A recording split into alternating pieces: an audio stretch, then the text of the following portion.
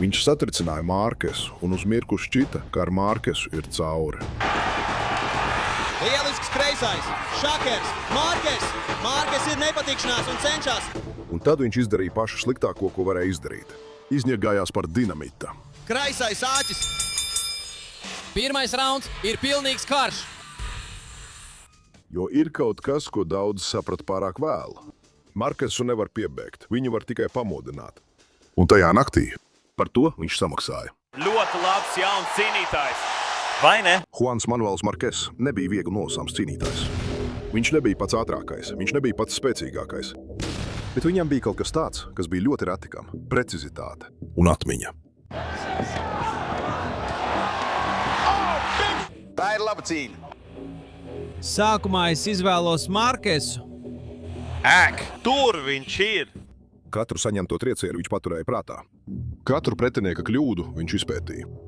Otrā pusē bija Juans Dias, gadiem ilgi nepārspēts, pasaules čempions un cīnītājs, kurš nepārtraukti izdarīja sitienus, pastāvīgs spiediens, augsts sitienu apjoms, augsts temps, tāda veida boksers, kas tevi nosmacē, ja nezini, kā viņu apturēt. Cilvēki!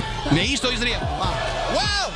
Man šķiet, ka tas ir no Dalīto, no Hesusa. Viņš tikko iemeta drieli ringā. Retur tas ir. Kalin. Tas ir uzkrātais sods, ko viņš ir saņēmis.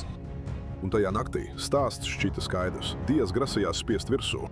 Markes grasījās pretoties, bet to, ko neviens negaidīja, bija tas, kā sāksies cīņa. No pirmā raunda Dias izgāja kā vienmēr. Spiežot virsū, saīsinot distanci, metot kombinācijas bez apstājas.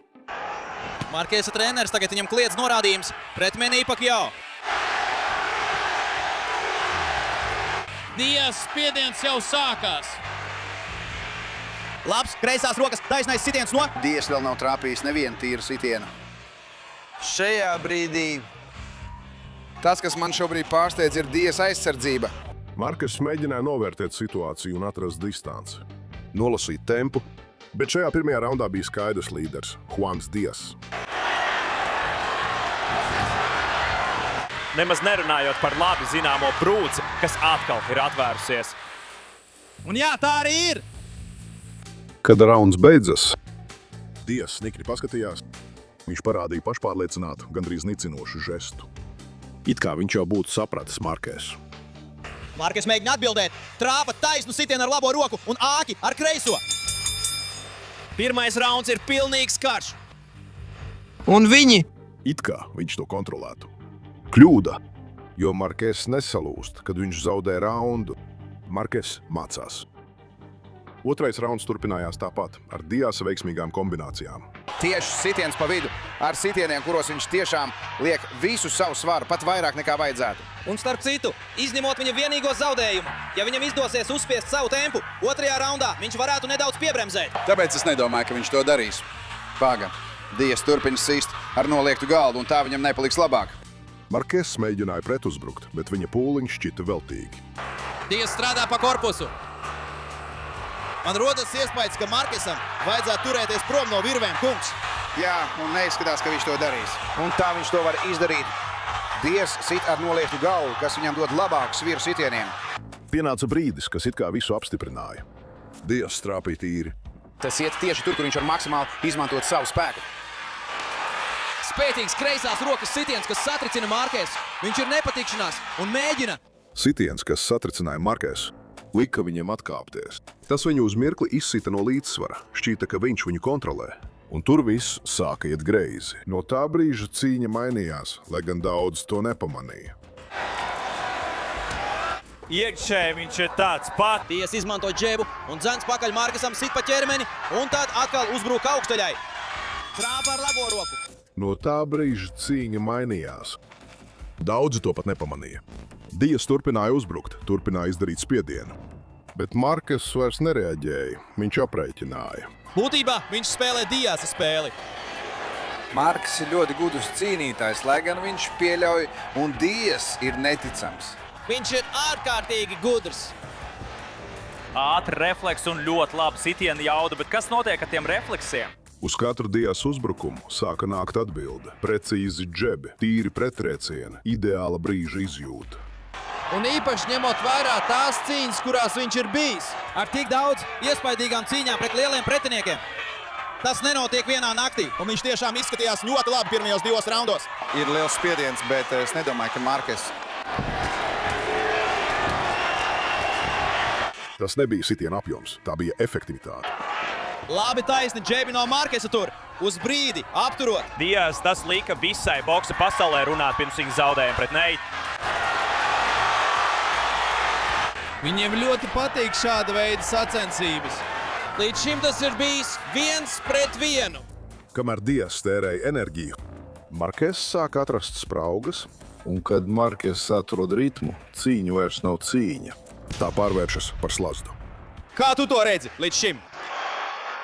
Nav nepieciešams skaitīt. Man ir 3 pret 0, Dias, kā mēs norādījām.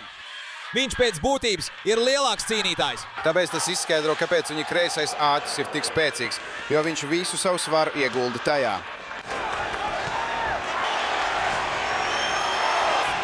Kāpēc šāda cīņa vispār būtu jāvērtē ar punktiem? Rauns pēc raunda stāsts sāka mainīties pretējā virzienā.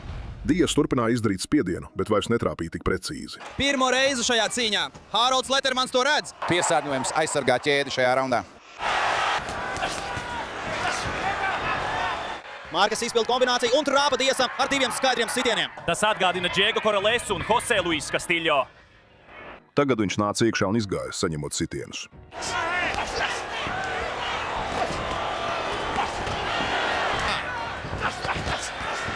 Tā ir ļoti laba zīme Diasam.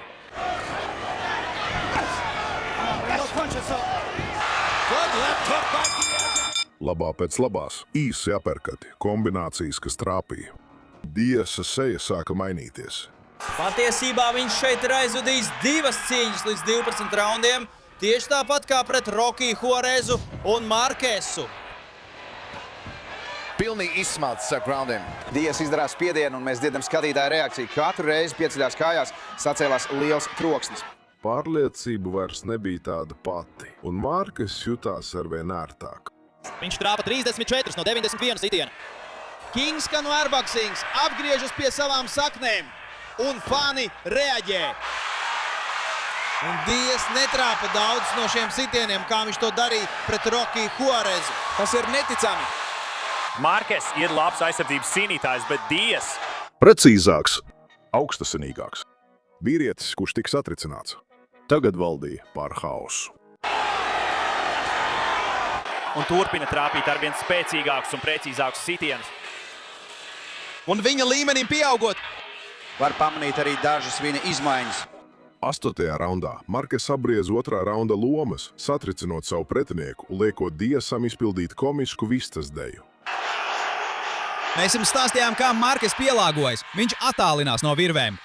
Dias saņēma kreiso āķi un izskatās apduls. Atlikuši 25 sekundes. Un tad pienāca tas brīdis. Saskaņā ar Compubox datiem viņam ir 85 precīzi sitieni, ieskaitot intensīvu uzbrukumu raunda vidū. Liels sitējs un Juans Dias. Saskaņā ar Compubox ir sasniegts nozīmīgs atskaites punkts. Un man ir tāda pati priekšnojauta. neticami, kā Markes pielāgojās no 3. uz 4. raundu. 9. raundā Dias atkal iesaistījās cīņā tāpat kā visu pārējo laiku. Bet šoreiz Markes viņu jau gaidīja. Un it kā viņš ir visspēcīgākais vīrietis, bet viņš ir salainots. Ak, papēž augšā, rokas lejā, viņš krīt zemē. Dias nokrita, piecēlās. Bet viņš vairs tur nebija. Markes nešaubījās. Viņš devās virsū. Bet es nedomāju, ka tas ir tas, ko viņš grasās darīt. Skaties uz Markes, viņš uzbruk ķermenim, atkal iet uz galvu, gatavo izšķirošo sitienu. Un kāds sitiens ar labo, tas būs viss! Vēl viena brutāla kombinācija, un tiesnesis iejaucās.